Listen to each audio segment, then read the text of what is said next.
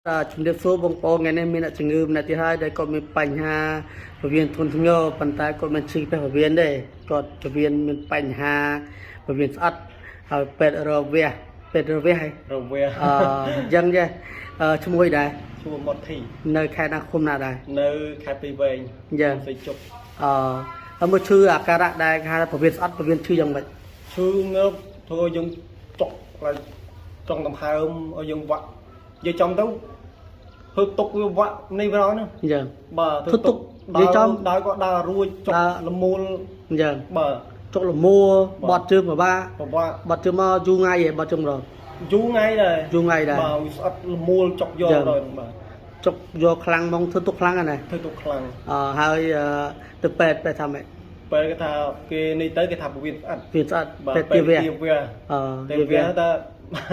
អ្នកផ្ទះគាត់មើលទៅដាក់ក្រុមមួយថ្ងៃមានអីមួយថ្ងៃគាត់ថាមើលតែស្រួលអត់ហ៊ានឲ្យកូនវាទេហ្នឹងហើយខ្លាចណាខ្លាចជាខ្លាចចេញអានោះវាទៅស្រួលវាបត់ជិះតាមពោះហ្នឹងហ្នឹងហើយអ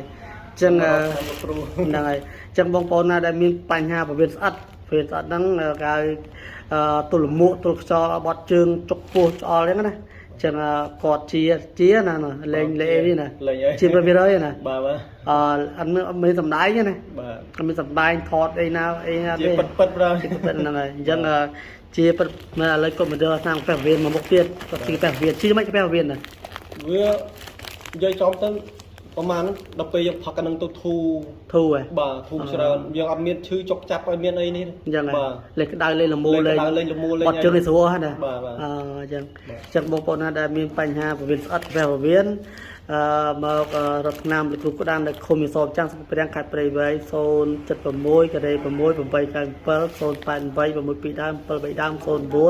015 858 757អរគុណច្រើនបងណានឹងបានឲ្យភិសជាប្រពើចឹងអ្នកជំងឺដែលមានបញ្ហាពោះវៀនស្អិតទល់ខ្យល់ទល់មាត់បត់ជើងមកដូចបងអូនជា100%ហ៎អរគុណច្រើនបងបាទ